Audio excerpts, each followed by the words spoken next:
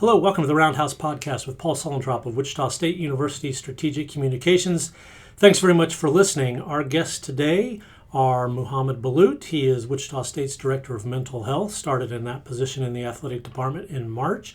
He previously worked for WSU's Counseling and Psychological Services. Mouhamad is a WSU graduate.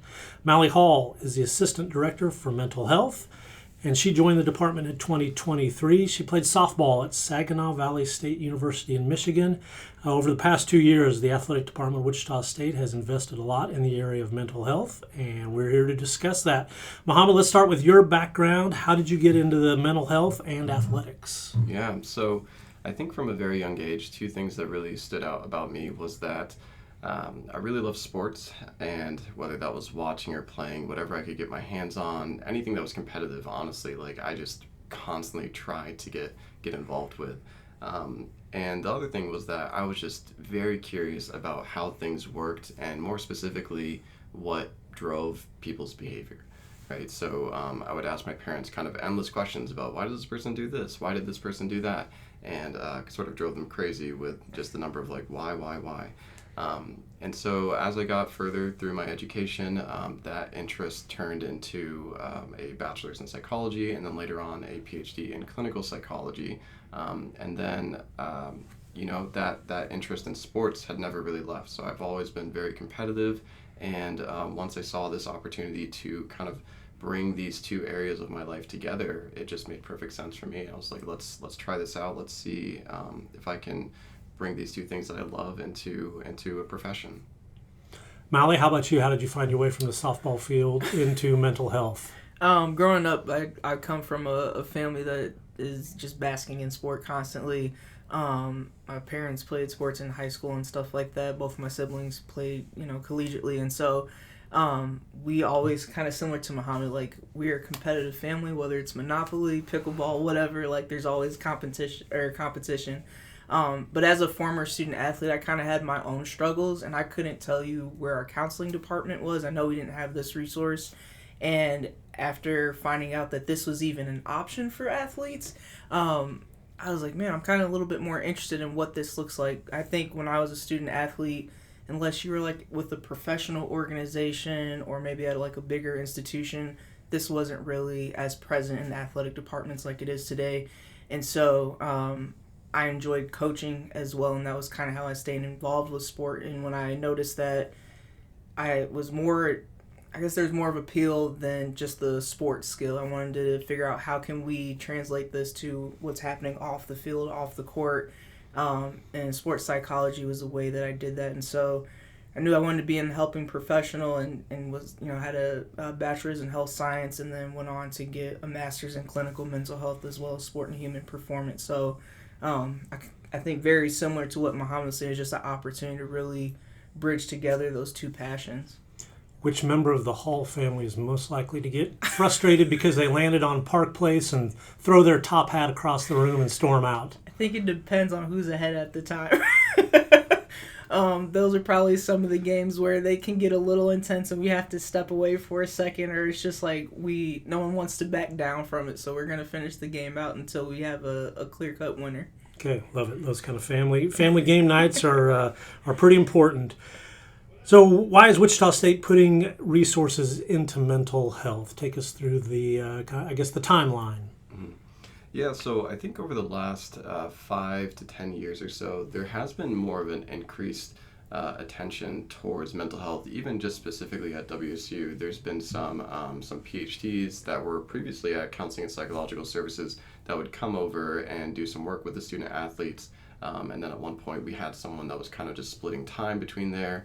And honestly, from what I've heard, when Kevin Saul got here as our athletic director, he made it very well known that we need to have a mental health program in-house, right? And so we really began developing this program. I think that there's also been more initiative from the NCAA.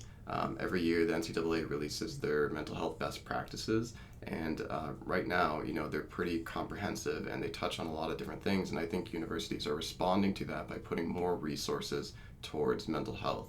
And then even outside of all of that, much broader, is that the culture has changed, right? We have a generation that is much more willing to speak up about the things that they're going through. And I think there's more recognition that in the past, these student athletes, it wasn't just that they were like super resilient and they never had any problems, but these problems were there all along, but we're just bringing more light to it now. And so with that being the case, spending more resources, spending more time investing in mental health has become more and more important. Yeah, Molly, when did that atmosphere in sports begin to switch from tough it out, don't complain, to what we're moving into now? As Mouhamad said, it's important to talk about mental health. How have you seen that shift during your time in the field? I think for like, again, I'm just going to kind of reflect on my own journey as a student athlete. Like, once athletes and even some of the coaches that are more well known, I know like Kevin Love was a huge one for the NBA. We started seeing more athletes at the professional or Olympic level even talking about their struggles. It's like, oh, so these athletes, these superhumans, if you will, they're also just human beings who have similar issues that we're going through. And so I think by people speaking out on it more, it made universities and organizations want to take more of a holistic approach in terms of how they're supporting athletes. I think that's a big reason into why Wichita State has the resources that they do. And so it's not necessarily that people have to toughen up, but we have to learn how to respond to things, and we have to understand that at the end of the day, we are a person before an athlete. And so I think that's a big reason why we're seeing that culture shift today. Mouhamad, is there a pioneering coach or athlete who really helped get this started in your mind? Mm-hmm. Yeah, I think that there's always been an interest in the combination of psychology and sports, and you can see that even as early as like the 1800s, but the majority of that was really focused on performance and not mental health.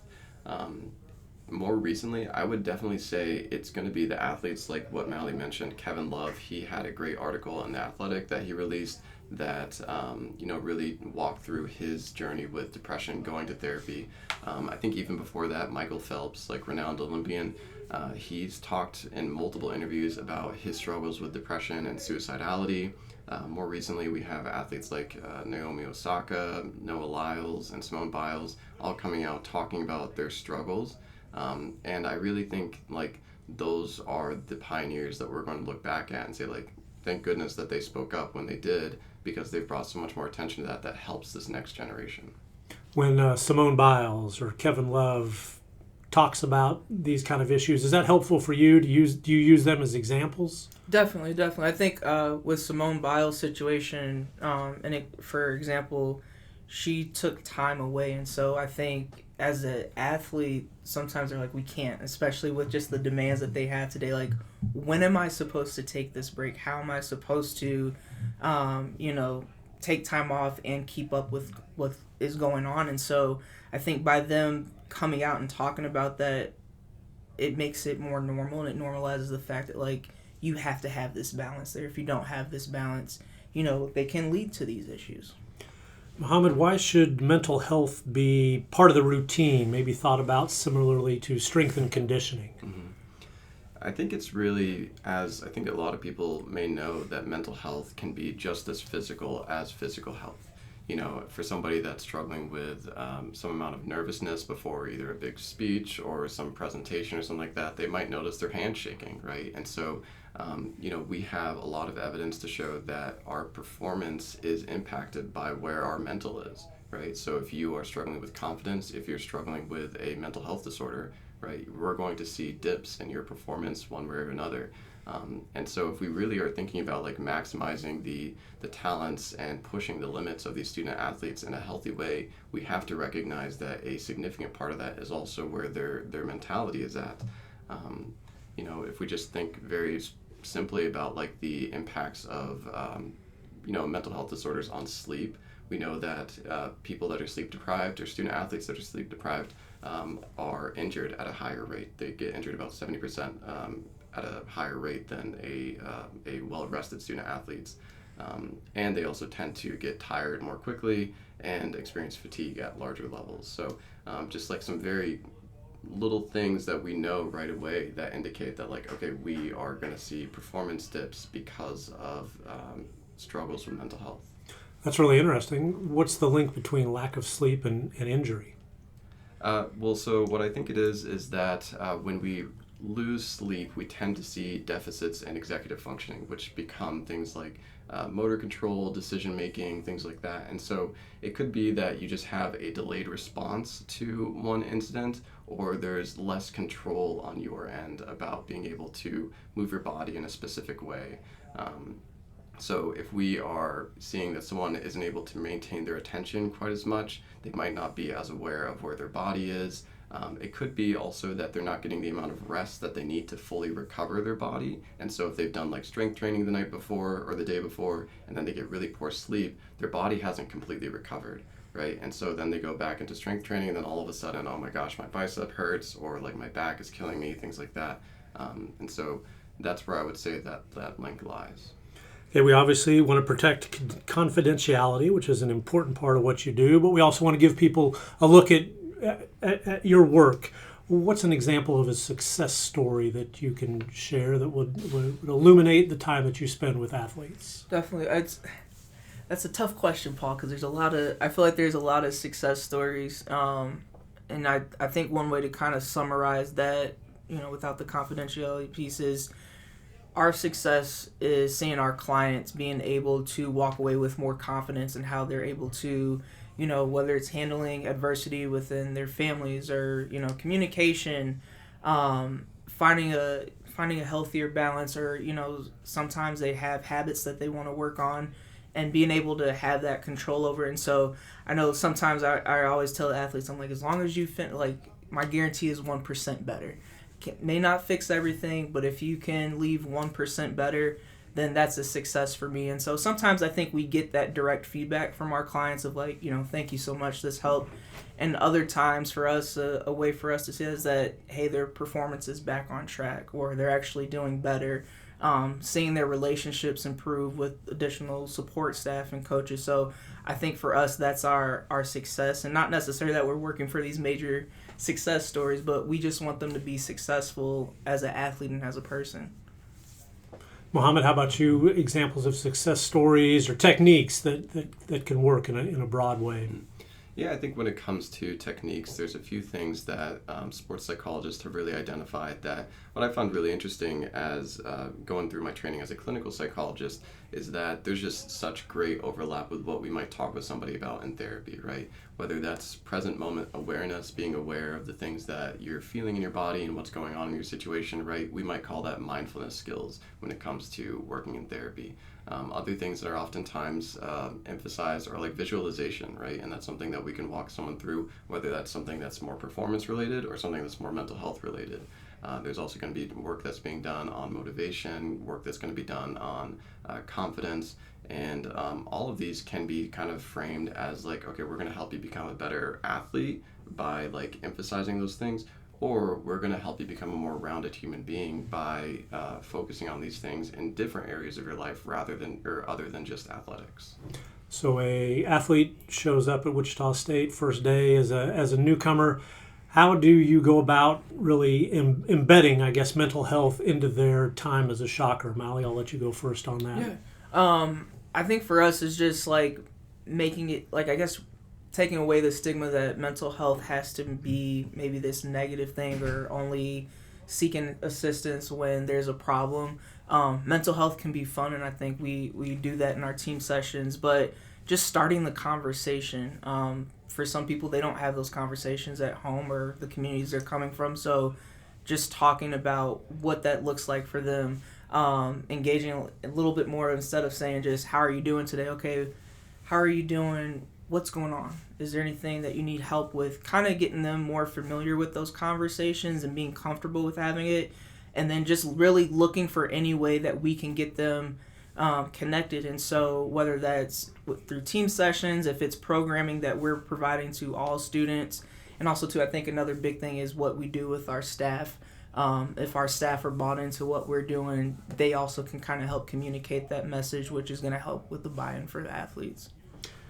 Mouhamad, what's the I don't know if balance is the right word, but you obviously want athletes, students comfortable coming to you on their own. What's the balance between waiting on someone to come to my office versus this person needs to be perhaps gently guided toward me? How do you work that part of the job? Yeah, I think that really comes down to relationships and knowing the people that you're working with, right? So if I don't know any members of a particular team, that's going to be a really difficult ask of like, okay, how exactly do I go about this? But if I have relationships with all of them where they know who they know who I am, they know that like, while I might be a psychologist, I'm not somebody that's going to ask them like, tell me about your parents or tell me about your dreams or something like that. That like, I'm a normal guy, I just want to have like a casual conversation with them. That's one of those things where we can do assessments beforehand, and that's something that we're starting up this year, which is we're doing these pre-performance screenings to get a sense of like what's kind of the mental health like of our student athletes, identifying people that might be having struggles before the season starts, and then kind of always being there, whether that's at practices or at games, to sort of witness like, hey, what's happening within the group? Is this person maybe isolating themselves a little bit more? Is this person expressing a lot more frustration than they typically do? And then, utilizing the benefits of that relationship to have that conversation, to pull them aside and say like, hey, let's just talk about this. And kind of similar to what Mally said, trying not to make it like a big conversation, right? That like you can talk about these things casually and just make it part of everyday dialogue. I think speaking to, embedding that in athletics, it's really all about just normalizing it, right? Like make it a normal conversation to have so that when it does come up, we're not like scared or frightened about what sort of things might come out of it. So you started in March toward the end of the school year. How did you go about and how will you go about in the fall making those connections, being around the teams? What's your game plan for letting them know who you are and getting them comfortable? Yeah, so right off the bat, I was like, okay, I need to get in contact with all the coaches, and I need to find a way to get in front of the student athletes, right? So I met with the coaches, got in front of some of the student athletes. Because it was kind of later in the year, it was a little bit harder to get in front of everybody, especially as some seasons are going on. But I think our plan for Mally and I right now is, to meet with the coaches, set up some time like throughout the season where we're going to be in front of the student athletes, talking with them, telling them a little bit about what we do, and making sure that they know that they can come to us for whatever reason, right? And then beyond that, like not just being there for those setup meetings, but also like in impromptu situations where it's just like they've got a practice going on. Okay, Mally and I are there, showing our faces, letting them know that we're here to support them, even when they might not expect it. So we think a lot about mental health in terms of depression, dealing with problems, those kind of things. I think mental health can also help with goal setting, team building. Mally, how does those kind of goals of mental health, how do they help the students? Definitely. I think for mental health, it doesn't, we talk about like it doesn't just have to be the problems that are going on at the time. We also want to help students, I think, with goal setting in particular. We want to reinforce the good habits that you have going. We want to make sure that the things that are going well aren't just like a one and done nature. If we can make sure that we have a solid foundation, it makes it a lot easier for us to address maybe the concerns that come up later down the road. And two, it helps, we were talking about resiliency earlier. That's really where the resiliency comes from, is I have these successes, I have these routines and these habits that I'm confident in, and I know that I can just essentially have this toolbox that I can utilize whenever. And so in a way, we're equipping our student athletes down the road to where maybe they don't need to necessarily come in, for 3 weeks at a time and get assistance with goal setting. They're able to do that on their own, and they might just check back in with us and say, this is what I did, this is how it's going, are there any changes or anywhere that you think I could do better?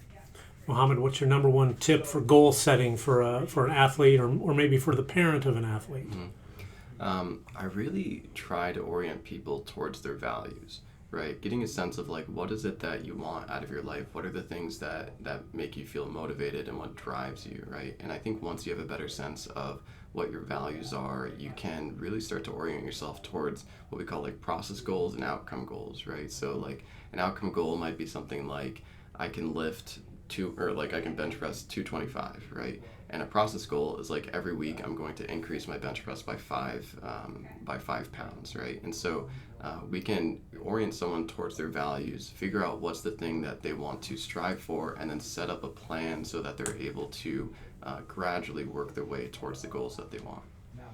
We've talked about this a lot, but let's just directly talk about how mental health is linked to performance. Mally, how would you describe that? We're performing every day. I would say, like, even in your role as you're leading us through this podcast, if you have outside factors with life or other relationships, that's going to come into play with how you show up at work. And so I think for us, performance is really just an avenue in which we're able to help student athletes and people learn skills, but also develop them. But it's just for us, it's an understanding that those skills aren't just for athletics, or they're not just for your friendships. A relationship is a relationship. So when we're working on communication skills, with our athletes in a team setting, that's going to be important for them when they start their career. It's going to be important for them when they are parents and things of that nature, if they go on to coach teams. So the skills that we are teaching them is very universal, and it's so that they can perform at their best in whatever they're doing. So I've got 2 grandchildren coming in later today, so I'm worried about blackout tents and sound machines and nap schedules. Yeah. So if that may be affecting my performance. Sure, Those kind of outside factors can affect that. Definitely. I mean, it's a stressor, right? Not that, like you're excited that your grandkids are coming, but that can be a stressor, maybe trying to figure out scheduling or where am I going to set them up and things like that. And everyone may not look at it that way, but we all perform in different ways.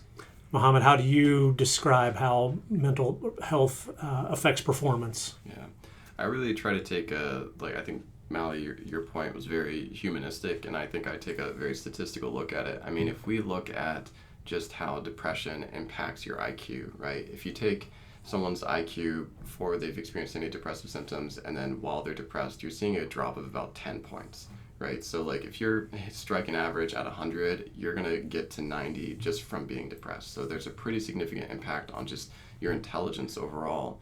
Other things that I think are very relatable to a lot of people is you could be doing a puzzle and like having a good time with it, but the moment you have someone like stand over you and like watch you do that puzzle, all of a sudden there's this additional anxiety, maybe a little bit of social anxiety that shows up that like impacts how you're doing, right?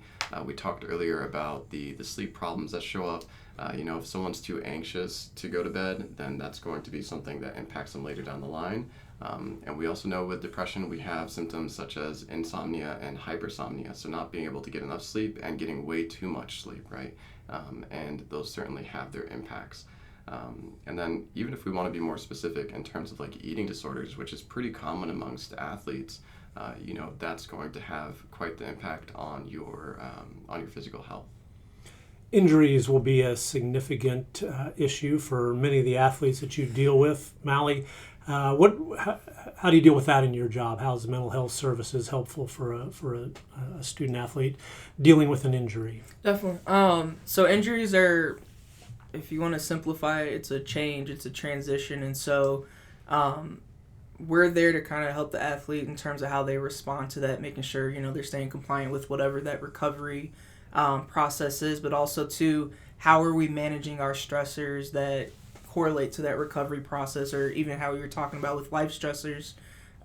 One thing that stress can do is it can weaken our immune system. So whether it's injury or even student athletes who are ill and it's illness that is causing them to miss practices or causing them to miss competitions, all of that comes into play with what we're doing. And so when we're looking at injury, we're really helping the athlete work on how do I want to respond to this. There's different factors that are going to impact how they respond to it. Do they have a healthy support system? Doesn't mean they have 20 people, but do they have a support system they can lean on outside of the athletic department? Are there other stressors? Are they worried about financial stressors? Are there living concerns? All those things come into play. And then really for us, do we need to help them get connected to resources? And I think the biggest part with injury is that it's a shock to your identity.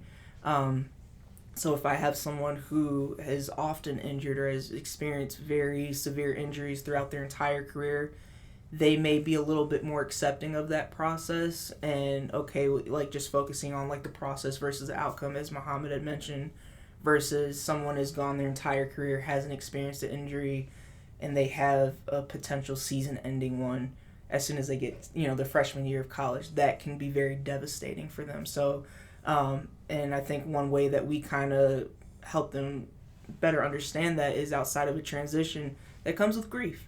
It's a significant change for them. It's a loss of identity. It's a loss of functioning. And so just really kind of helping them reframe it and work through it. Muhammad, what are some challenges unique to this generation that current athletes are facing?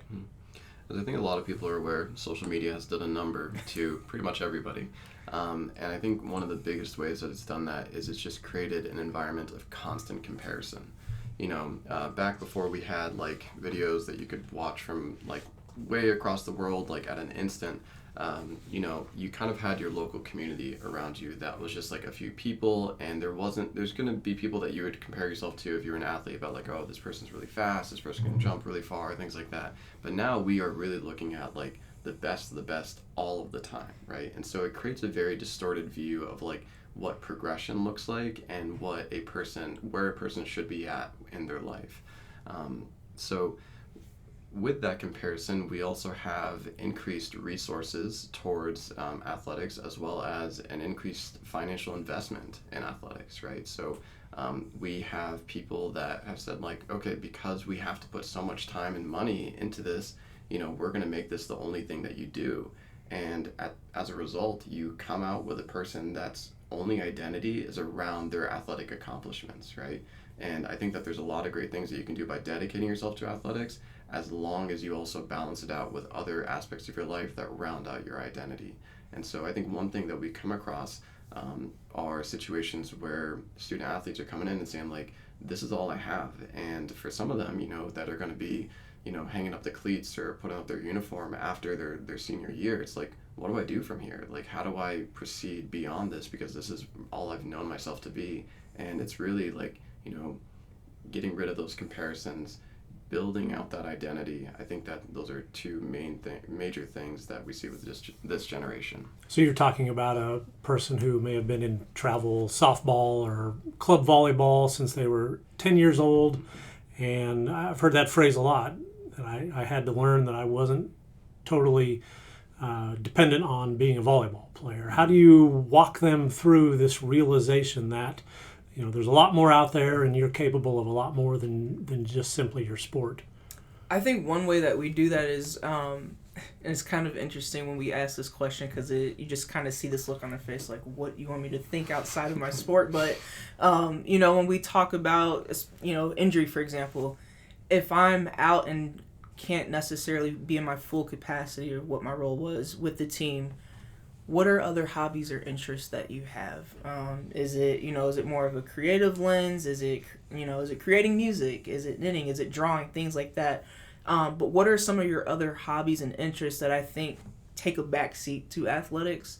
And so, and this kind of goes back to maybe with time management, is helping them find a balance where, yes, I need to train and make sure I'm at, the top of my game to compete, but also too, in order to do that, I have to take care of me. So knowing that there's athletics, knowing that, in a way we have to engage with the community and things like that, we're always on, how am I taking time to reset or to take a break? Our battery cannot run on, full power all the time. Eventually your phone battery dies throughout the day, especially if you're using it all the time. Same thing for the athlete. So whether it's putting your phone on airplane mode, you might have to do that for yourself so that you can just rest and reset. So is there a position on multi-sport athletes and mental health? I would be a big advocate of, you might be a really serious baseball player, but it can be helpful to also play football or wrestle. Is there a mental health aspect to that? I would say definitely. Like, there's going to be times where you probably have a talent that puts you like at an advantage with some sports, right? So like if you have a young kid that's like super tall, he's probably going to excel at basketball. But if you get him involved in something like maybe soccer, where there's going to be more like dexterity required in like the feet, right? There could be more challenges that he or she faces upon doing that. And so I think what you'd see with that is more resilience that's built up, because they're not just able to rely on their talent to succeed, but they have to go through kind of the stages that some of the kids in basketball might be struggling with in a different area. And I don't even know, it doesn't even need to be necessarily limited to sports, but it could be like, okay, we're going to put you in the kitchen and we're going to teach you how to cook, right? Like just challenging them in different ways so that they recognize like, okay, I can't just, rely on like my God-given talents, but I need to also be, put in a lot of effort, put in a lot of time, and really, challenge themselves in a new way. I hear comparison is the thief of joy a lot around here. Is that a good way to start a discussion about social media? I would say so. That's something that I think, just talking about like what social media brings to today's athlete is, whether, I think about when you look at like a fitness trend or something like that, it's like, wow, this person did it for 3 weeks. And it's like, I don't know if that's realistic. So I think sometimes the comparison presents an unrealistic view, and that can also lead to disappointment or defeat with athletes. And I think just helping them understand like kind of what's realistically happening. Yes, you can get to this point, but it may not be what that person's point of view is. And just because, you see one person or multiple people do it this one exact way doesn't mean it's going to play out that way for you. So we all are different, and I think just kind of helping them understand that helps with that comparison aspect. How do you get them to put away their screen? What are the tips or techniques that you might walk a youngster through to help with this? Mouhamad, how do you approach that part of this problem? I think it really comes down to like encouraging just pure social interaction, even if it's like very uncomfortable, even if it's like with people that they're not entirely familiar with. Just make the process more human rather than one that's like electronic or digital, right? I think people are oftentimes very surprised to know that you can just strike up a conversation with a stranger, and the majority of the time they're going to be willing to have part of that conversation, right? And so I always try to encourage people, like, orient yourself towards your values, make some goals, and spend more time just engaging with people on a human level, right? Like for the last few thousand years, that's all we've been doing, right? And that seems to have worked out for a lot of people. So let's see if we can go back to the basics here and focus on just those one-on-one interactions where you get to see people's expressions, where you get to feel their emotions when you're in the room with them. I always really try to emphasize that element of things. My idea is to have a week where all the student athletes agree not to wear headphones or earbuds around campus. Can we get that? Can we get that on the calendar for this fall? It might be something. Yeah. I don't know. We'll try to see if we can get a week, Yeah. but I think a couple days.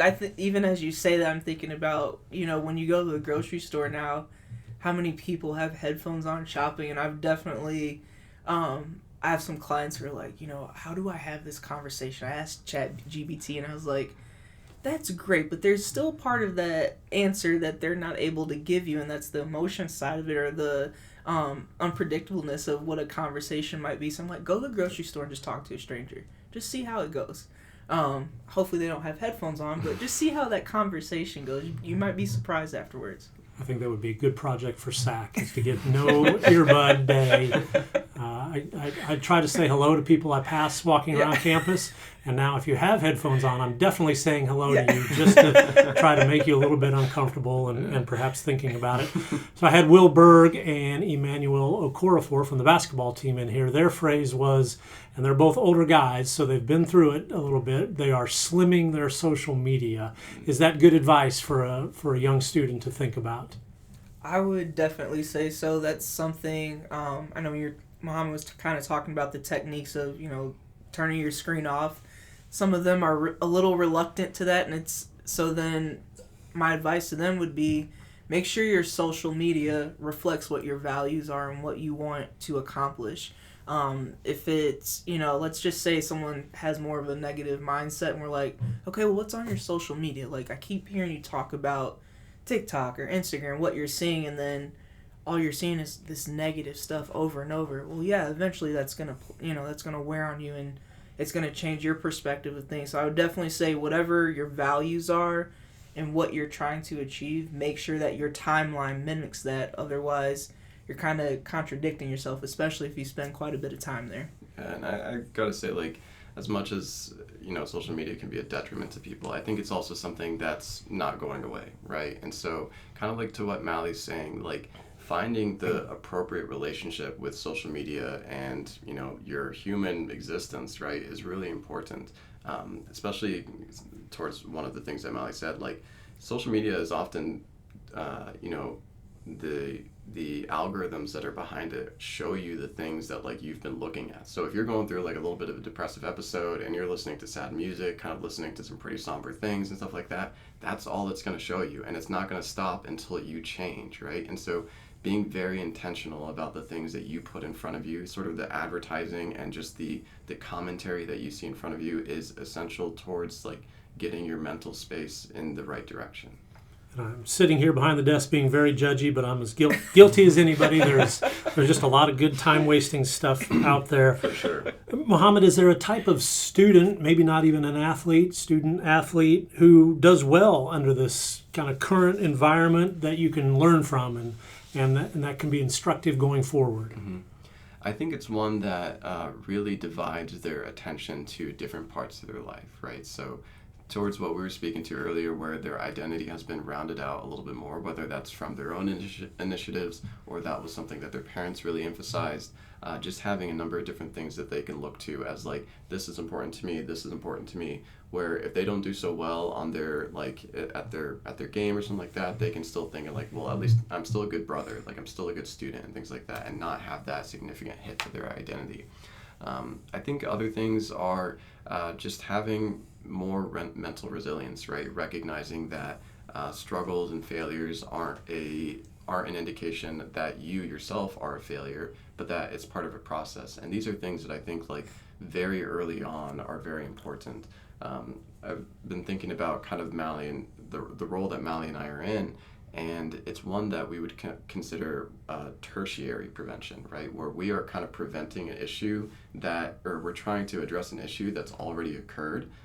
Whereas I really look at, like, parents as being kind of the primary preventers, right? Where they can establish the mindsets and they can establish the perspectives that's going to allow these student athletes to be much more successful later down the line and not hindered as much by what's going on in their heads. What is your advice if a parent were to pull you aside and say, my child is 12, they're pretty good athletically, what should I be doing to set a good foundation? Mally, I'll let you go first on that. I think kind of similar to what Mouhamad was saying, having a foundation, and we were talking about earlier just kind of benefits of, like, multiple sports or different interests and activities, creating an environment in a space where it's okay to fail.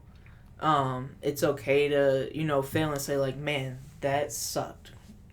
Great. I don't want you to run from that, because if we run from that, if I'm in a space where I can't, I'm eventually going to shut down. And we definitely don't want that to happen. So I think allowing them to fail and then teaching them how to recover from the failure.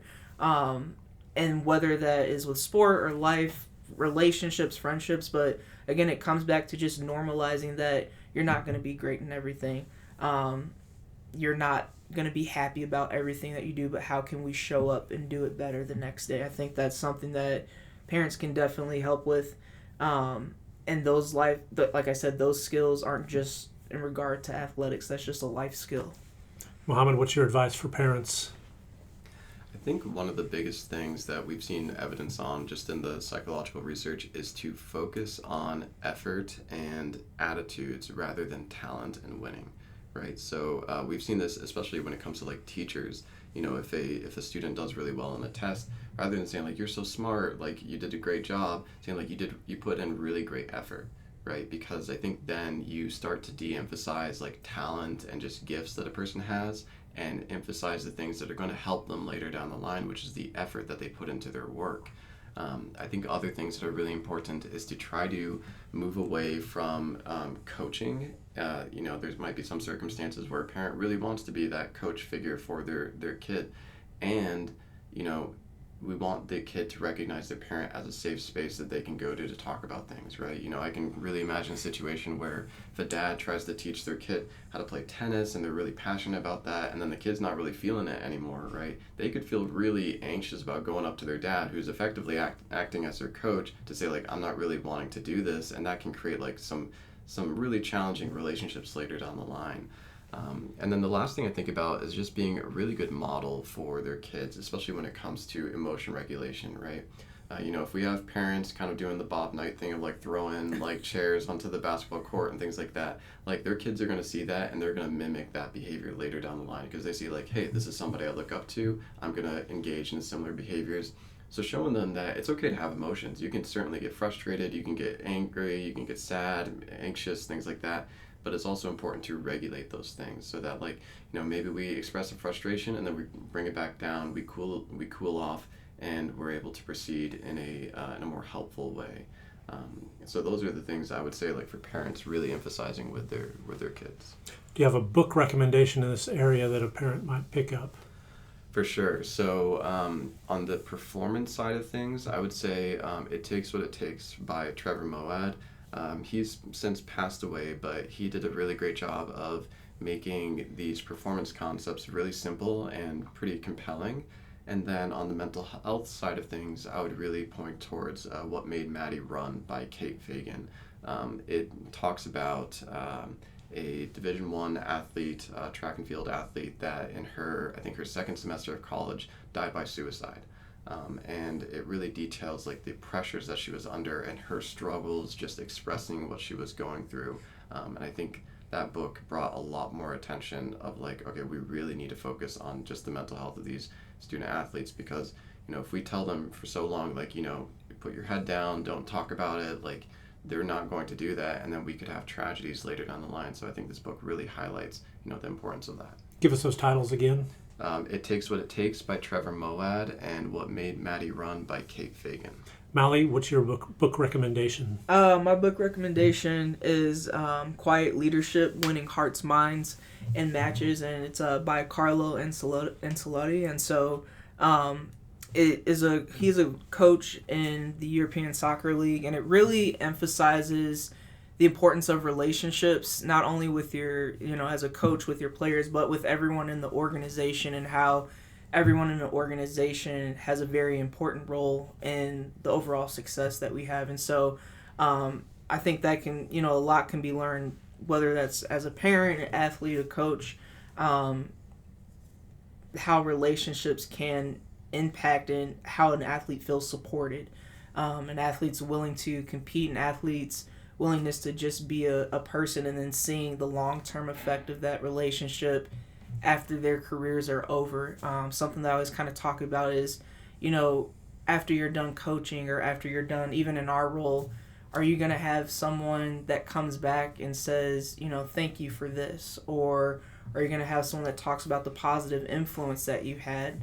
And so that's something for me, like relationships are huge. So I would definitely say Quiet Leadership, Winning Hearts, Minds, and Matches is my book recommendation.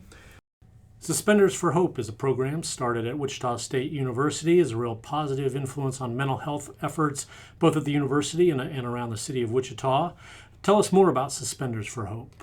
Yeah, as you said, Suspenders for Hope is a program that started at Wichita State University in 2015 that seeks to promote mental health wellness and prevent suicide, substance misuse, and sexual violence in the surrounding community. They showcase real stories of hope and provide educational trainings, really aiming to increase connections amongst people in the community and end stigma surrounding mental health. The Suspenders for Hope campaign has reached over 12 states, and we've actually seen a reduction in the amount of suicide and overdose deaths in Wichita since this program has been started.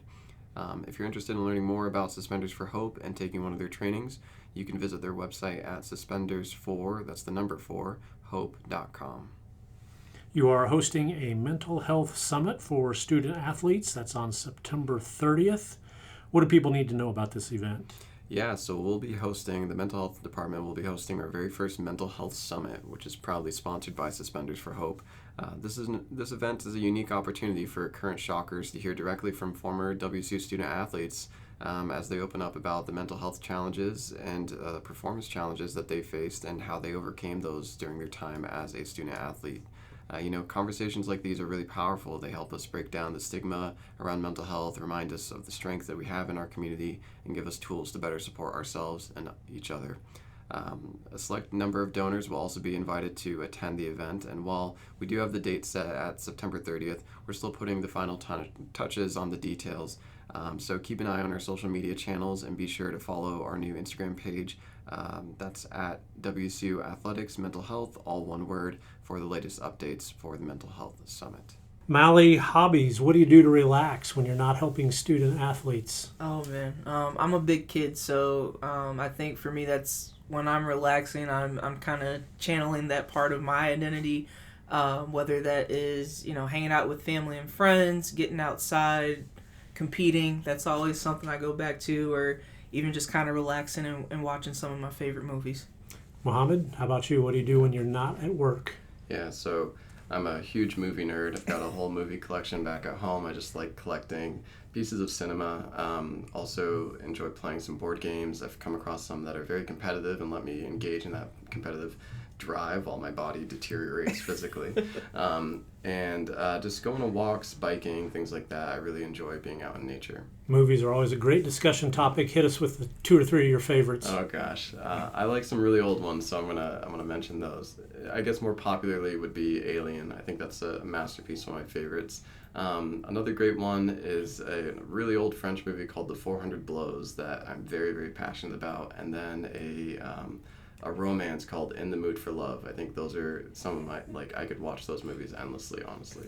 I think a lot of people would be familiar with Alien and the famous scene of the monster popping. I'm spoiling this for some people, I guess, but the alien popping through the man's stomach. Mm-hmm. Why do you describe that movie as a masterpiece? I think it just does an excellent job at giving character to pretty much everyone on that ship, right? Everyone has a distinct role and a distinct personality, and you really connect with them almost instantly. I think very early on, once they get out, they wake up from their cryo sleep, and you kind of see this scene where the camera shows them all eating breakfast. It's almost like in that moment, you're just like, I kind of know who you are just by looking at the way that you're doing this. It's very physical. There's so much great tension that's built in that movie. I think and just the concept in itself, I don't know, that idea of an alien bursting through someone's chest and then very rapidly becoming this giant monster, right, is terrifying. And so I love that movie so much. Mally, then we'll ask you, favorite movie. Oh man, it's my favorite movie is The Lion King. I have to. I'm sorry. I can watch it over and over again.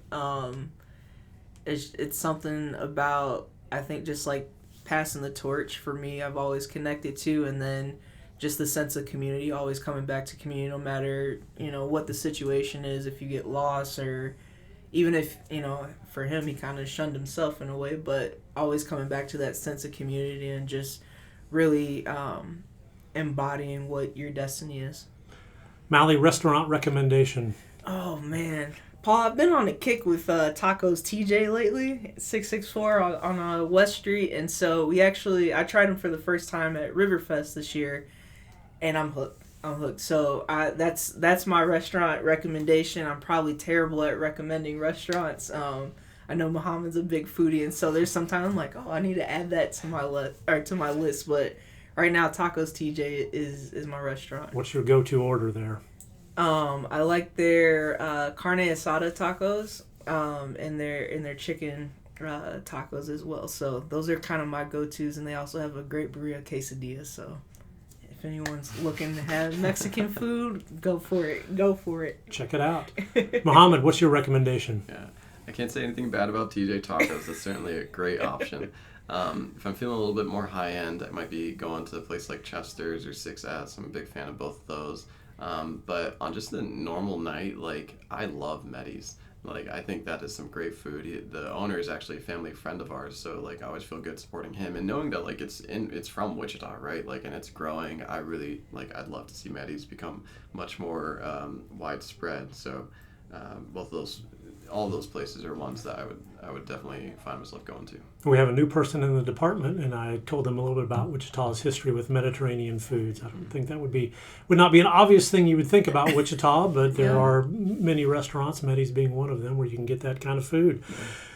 Mouhamad Ba and Mally Hall, they are in Wichita State's Athletic Department, Mental Health Department. Thank you very much for your time. Thank you. Thank you.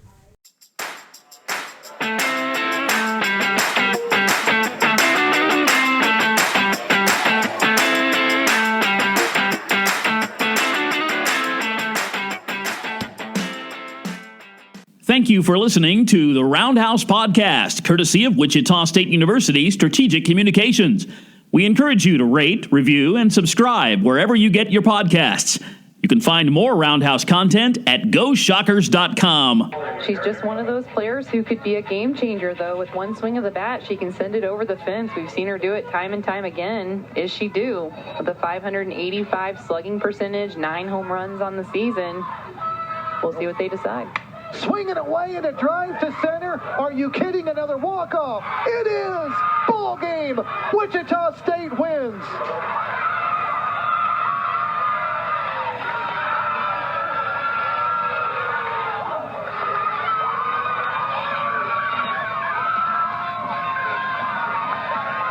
Two walk-off home runs today. Bailey Lang in the first game, and Lori Derrico here.